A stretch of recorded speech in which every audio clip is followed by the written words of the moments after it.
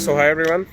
दूध ख़त्म हो गया घर पे, तो उससे अच्छा वॉलमार्ट जाने से अच्छा मैंने सोचा यहाँ से लोकल जो मार्केट है यहाँ पे ले लूँ।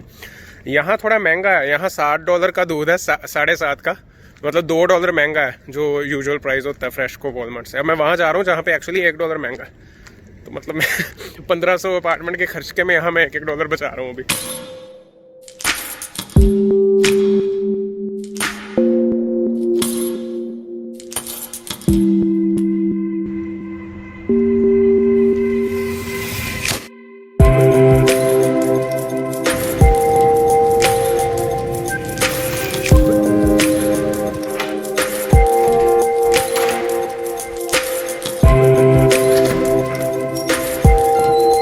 खर्चे पहले ही बहुत हो गए हैं, अभी और करने जा रहा हूँ, सामान लेना थोड़ा वॉलमार्ट से।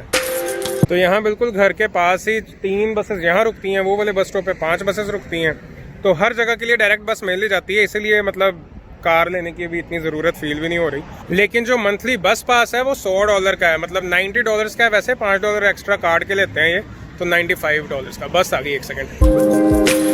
अब ये यहाँ सोबीज है, ये 24 आवर्स खुला रहता है, बट वॉलमार्ट अब क्योंकि यहाँ पे पास घर के वॉलमार्ट ही है तो यहाँ से ले जाते हैं ग्रोसरी। लेकिन वैसे फूड बेसिक्स और फ्रेश को जब मैं जाता होता था विंटर में, कंपैरिजन में अगर मैं देखूँ तो वॉलमार्ट से ज़्यादा सस्ते वो स्टोर्स भी हैं। नो फ्रिल्स है, कोस्टको की मेंबरशिप जिनके पास है, नहीं तो फूड बेसिक्स फ्रेश को they are better when it comes to price. जो प्राइस डिफरेंस है इसको कवर अप करने के लिए वॉलमार्ट की जो प्राइस मैच वाली फैसिलिटी है वो बहुत काम में आती है। एक ऐप है फ्लिप, इसको डाउनलोड करके वाईफाई, यहाँ पे वाईफाई लगे होते हैं वॉलमार्ट में, तो यहाँ के वाईफाई से कनेक्ट करके फ्लिप ऐप चला के अलग अलग चीज़ों के प्राइसेस पता करके वहाँ से फिर कैशियर के पास जाके प्राइस मैच हो जाता है, और वो चीज़ आपको जो दोनों में से ऑब्वियसली चीपर प्राइस होगा उस पर आप ले सकते हो। जो ग्रेट वैल्यू ब्रांड का, जो वॉलमार्ट का अपना ब्रांड है, उनका जो सामान होता है वो कंपैरिजन में, मतलब ये वाली जो चीज़ें हैं इनके कंपैरिजन में बहुत कम प्राइस पे होता है, तो इसलिए ये मैंने ब्रेकफास्ट इकट्ठा कर लिया अभी अपना। आज बाई चांस ये वाले भी सेल पे हैं तो ये भी ले लेते हैं। एक तो ये चॉकलेट वाले हैं, चॉकलेट फिलिंग वाले।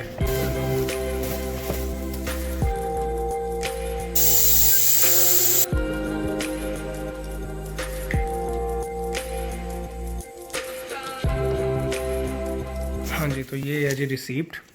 जो फ्लेक्स हैं, कॉर्नफ्लेक्स टाइप, वो सारे 2.5 मैक्स, मतलब हाँ $2.5 के रेंज में सारे ही आ गए हैं। बनानाज 1.32। ये पनीर का प्राइस है। इधर प्लास्टिक बैग्स के अलग से लगे हैं 20 सेंट्स, 4 बैग थे क्योंकि।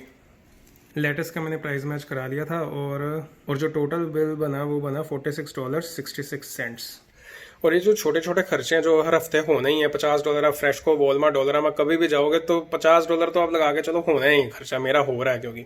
तो $200 आप ये, और जो $100 एक होता है कि हर महीने आपकी जो मेन ग्रोसरी आती है, मतलब आटा, चावल, दाल, हर महीने नहीं बट $100 और $50 पर वीक, तो $300 तक आपके घर के बेसिक खर्चे हो जाएंगे, जिसमें खाना पीना और कभी कभी डिटर्जेंट ले आए, कभी वो डिश वॉशर वाले जो डिटर्जेंट की केक्स होते हैं वो ले आए, तो ऐसे खर्चे होते रहते हैं। इसके अलावा सबसे पहले मैं अब आपको बताता हूँ कि वर्क परमिट पे आने पे जो पैसे लगे थे वर्क परमिट अप्लाई करने के, वो थे अराउंड $340, जिसमें $255 थे PGWP की फीस और $85 बायोमेट्रिक की फीस। अब अप्लाई करने के बाद मैं एक हाइपोथेटिकल सिचुएशन की तरफ आपको लेके चलता हूँ।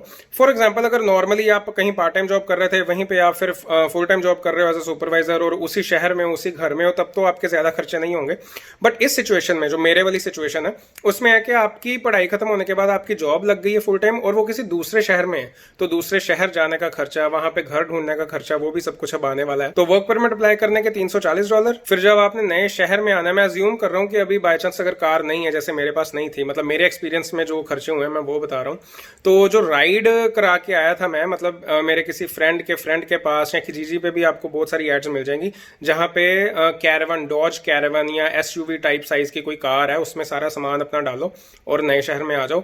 ऑन एन एवरेज आपको वहां $200 to $250, अगर पूरी कार आप 7 सीटर खुद के लिए करा रहे हो तो इतने पैसे लग जाते हैं। फिर अब यहाँ पे आके ऑब्वियसली अकोमोडेशन, घर ढूंढना है। घर अब जैसे जिस अपार्टमेंट में मैं अभी रह रहा हूँ, तो इसका जो मुझे लास्ट मंथ रेंट देना पड़ा था, फर्स्ट मंथ नहीं देना पड़ा था क्योंकि वो मुझे डिस्काउंट मिल गया था, लेकिन लास्ट मंथ रेंट और की डिपॉजिट, सिक्योरिटी डिपॉजिट जो है उसको मिला के टोटल मैंने $2000 इनको दिए हैं। इसके बाद अब घर को सेट भी करना है, तो घर सेट करने के लिए मैं 3 जगह पे गया हूँ। आइकिया मैंने सोचा था जाऊंगा, पर यहाँ किचनर वाटरलू में आइकिया नहीं है, जो नियरेस्ट आइकिया है वो बर्लिंगटन में है। तो यहाँ पे मैं 3 जगह पे गया था, डॉलरामा, वॉलमार्ट और होम सेंस। घर सेट करने के लिए आपको सारा सामान यहाँ पे वैसे ही मिल जाएगा बड़े आराम से। तो जो इन 3 जगहों से सामान आया है वो मैं आपको ऐसे बताने की बजाय दिखाता हूँ और प्राइस भी साथ साथ बताता हूँ, ताकि हम सारा टोटल कर लें एक बार। मैट्स वगैरह डॉलरामा से हैं, लेकिन ये जो जैपनीज एक स्टोर है, जैपनीज डॉलरामा है, ये स्लीपर्स मैं वहां से लेके आया था। माइक्रोवेव ओवन वॉलमार्ट से है $90 का। ये यहाँ पे एक मैंने डिनर सेट रखा हुआ है, ये भी वॉलमार्ट से है, मेरे ख्याल से $30-35 का होगा। ग्लासेस हैं, ये भी सारा कुछ वॉलमार्ट से ही है। और ये वर्क फ्रॉम होम सेटअप के नीचे ये जो ड्रॉर्स हैं ये भी वॉलमार्ट से हैं। और सबसे इंपॉर्टेंट चीज़ ये, तो इसके बारे में आपको ऑलरेडी पता ही है, $200 का है। और वैसे वाले टेबल्स भी जो हैं ये $10-10 के आ जाते हैं। अमेजोन से भी मैंने बड़ा कुछ मंगाया है, लेकिन जो मेन परचेजेस है मेरी वो एक तो ये है पोर्टेबल क्लोजेट। इतना बड़ा साइज मैंने इसलिए मंगवा लिया कि सारा सामान इसके अंदर आ जाता है, $60 का है। और ये एक ट्राईपोड कम सेल्फी स्टिक, पर ये मैं काउंट नहीं करूंगा, ये आपका ये वाला खर्चा थोड़ी होगा। और एक ये साउंड बार है, ये मेरे ख्याल से $30 का था बस।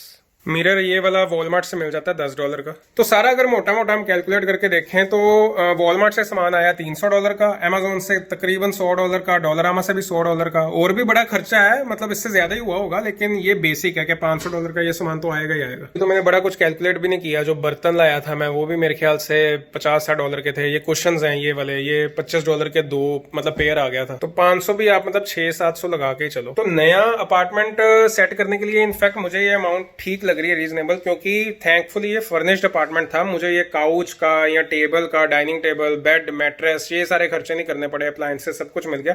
ये तो चलो छोटा मोटा खर्चा था कि छोटी छोटी चेयर्स ले आया मैं, कुशन ले आया, एक आधा ओवन ले आया बस। तो जो टोटल मेरा पहले महीने में खर्चा हुआ है जॉब लगने के बाद जब मैं यहाँ आया हूँ, तो मतलब जो फर्स्ट 1 मंथ होता है जब आपने सब कुछ अपने लाइफ में ऐसे चेंज करना सब कुछ, तो वो जो 1 महीना है उसमें ये वाला खर्चा हुआ है मेरा। और ये मैं शायद इसलिए भी कर पाया हूँ क्योंकि अभी मेरे पास वो गाड़ी वाला खर्चा नहीं है, जो कि अभी थोड़ी देर में वो भी ऐड हो जाएगा इसमें। तो let's see. So that's it and I hope it helps. और अब मैं जा रहा हूँ टीवी लेने। ये वाला सोच रहा हूँ मैं फिलहाल $318 का। ये वाला इसलिए नहीं ले रहा मैं क्योंकि ये 4K नहीं है, फिलिप्स वाला 4K है। यानी तो ये वाला देख लेते हैं, ये $800 का है। नहीं, पर बहुत बड़ा हो जाएगा वो। ये सैनियो वगैरह मतलब RC और TCL का तो मैंने फिर भी सुना है, बट मैं सोच रहा हूँ फिलिप्स वाला। वो ये भी है 368 का है, 50 इंच। यार ये देख लेते हैं, एंड्रॉयड टीवी और 4K और 43 इंच और फिलिप्स है, ये ठीक लग रहा है।